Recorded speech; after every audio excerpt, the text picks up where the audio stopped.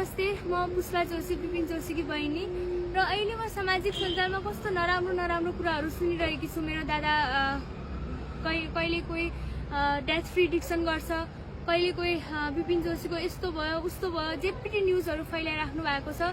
त्यसको लागि प्लिज त्यस्तो नगरिदिनु हुन भन्ने मेरो आग्रह छ। त्यसको लाग्दा हाम्रो परिवारलाई मलाई कस्तो गाह्रो भइरहेको छ।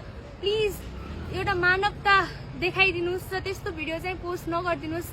कसै विपिन जोशीको मृत्यु भयो, कसै विपिन जोशी फिर्ता आउँदैन, त्यस्तो कुरा प्लिज नभनिदिनुस्। त्यसको लाग्दा मेरो परिवार र मलाई एकदमै गाह्रो भइरहेको छ अहिलेको समयमा।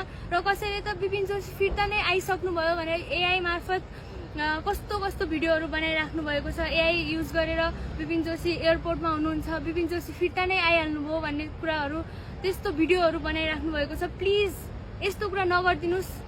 प्लिज यसको इन्टरनेटको एआईको दुरुपयोग नगरिदिनुस्, यसको सदुपयोग गरिदिनुस्। र यसको सट्टा हजुरहरू विपिन जोशीको लागि विपिन जोशीको रिहाईको लागि एउटा आग्रह गर्ने भिडियो बनाउन सक्नुहुन्छ। विपिन जोशीको लागि 2 शब्द बोलेर प्लिज रेस्क्यु विपिन जोशी भन्ने शब्दहरू, त्यस्तो शब्दहरू राखेर एउटा भिडियो बनाउन सक्नुहुन्छ। प्लिज बरु त्यस्तो गरिदिनुस् र यो जेपिटी न्युजहरू चाहिँ नफैलाइदिनुस् भन्ने मेरो आग्रह छ। प्लिज।